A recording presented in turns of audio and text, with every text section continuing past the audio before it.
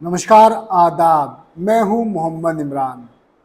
आज एक ऐसी स्टोरी से रूबरू होने जा रहे हैं, आप सुनेंगे तो आपकी भी रूह कांप उठेगी।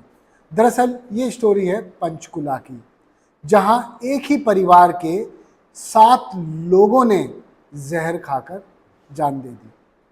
सभी के शव हुंडई ओरा गाड़ी में पड़े हुए मिले।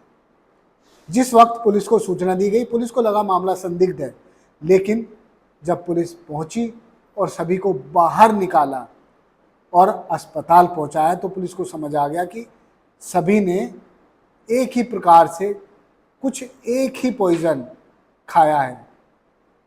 खैर, ये बात है सोमवार देर रात की, लेकिन सोमवार और मंगलवार की दरमियानी रात जब पुलिस को सूचना मिली तो पुलिस ने सभी को अस्पताल पहुंचाया, लेकिन डॉक्टरों ने उन्हें सभी को मृत घोषित कर दिया।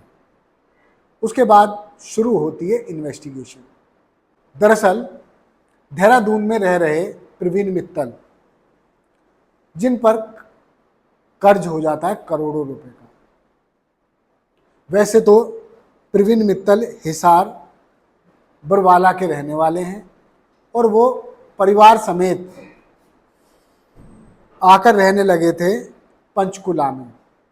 पंचकुला में करीब 10 से 12 साल वो रहे। इसी बीच उन्होंने हिमाचल बद्दी में अपनी एक स्क्रैप की फैक्ट्री भी लगाई।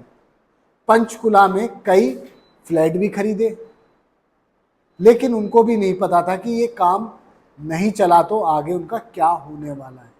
दरअसल वो अपने रिश्तेदारों से, मार्केट से और जो लोग ब्याज पे पैसा देते हैं उन सब से उधार लेते चले गए। ये रकम हो गई करीब 20 करोड़ रुपए की। अब फैक्ट्री चल नहीं रही थी और कमाई का जरिया उनके पास कुछ बचा नहीं। इसीलिए बद्दी में बनाई गई स्क्रैप की फैक्ट्री को बैंक ने सील कर दिया। उसके अलावा 2 फ्लैट जिन पर बैंक से लोन लिया था वो दोनों भी बैंक ने जब्त कर लिए। उधार देने वाले लोग भी उनसे रोज तगादा करने लगे। अब प्रवीण मित्तल को कुछ भी समझ नहीं आया। प्रवीण मित्तल ने सोचा कि अब मैं पंचकुला छोड़ देता हूं। पंचकुला छोड़कर पिछले 2020 से प्रवीण मित्तल अपने परिवार के साथ देहरादून में रह रहे थे। जब पुलिस ने कुछ लोगों के बयान आज दर्ज किए तो सभी ने कहा कि 10 से 12 साल हो गए प्रवीण मित्तल किसी के भी संपर्क में नहीं थे, क्योंकि उनको लगता था कि किसी से बातचीत करेंगे तो वो अपना पैसा मांगेंगे। ऐसा बताया जा रहा है कि पिछले 2 महीने से प्रवीण मित्तल का पता कुछ लोगों ने निकाल लिया था। वो लगातार उन्हें जान से मारने की धमकी दे रहे थे और पैसा मांग रहे थे। इसी सबके बीच प्रवीण मित्तल पहुंचते हैं पंचकुला बागेश्वर धाम, यानी धीरेन्द्र शास्त्री की कथा सुनने। जब कथा सुनकर वो लौटते हैं देहरादून की तरफ, लेकिन वो देहरादून नहीं जाते।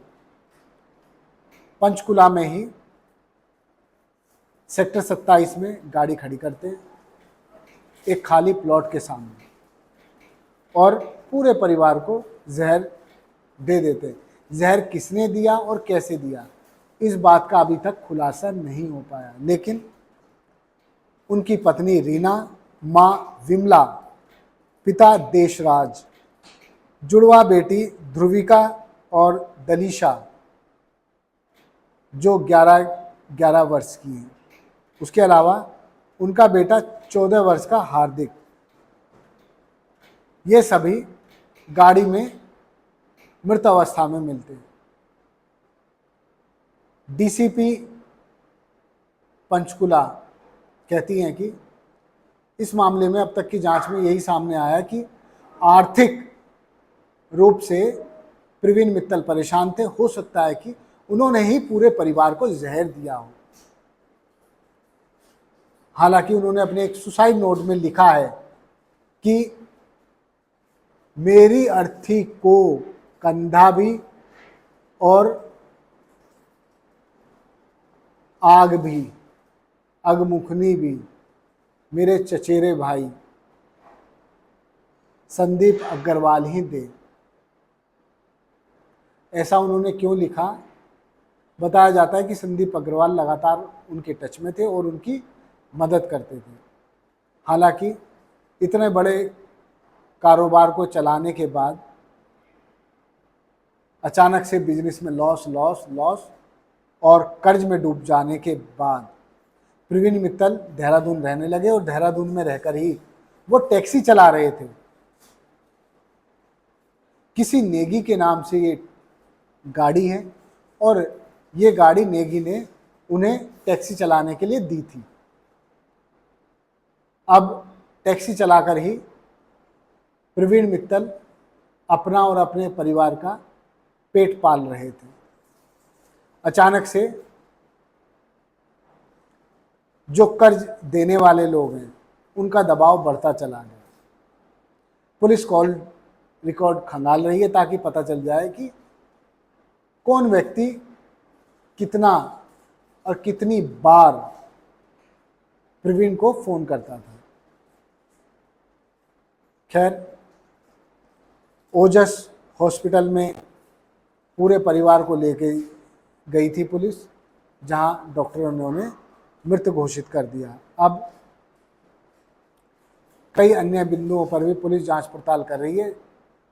उसके बाद ही इस मामले में दूध का दूध पानी का पानी होगा कि जहर कैसे दिया गया और किसने दिया है। क्या खुद प्रवीण ने दिया है या फिर कोई और बात रही होगी। खैर, बागेश्वर धाम धीरेन्द्र शास्त्री की कथा सुनने के बाद उन्होंने ऐसा कदम उठाया, ये भी अज्यूम किया जा रहा है। धन्यवाद। देखते रहिए जय हिंद जनाब। चैनल को लाइक और सब्सक्राइब करना ना भूलें। जय हिंद।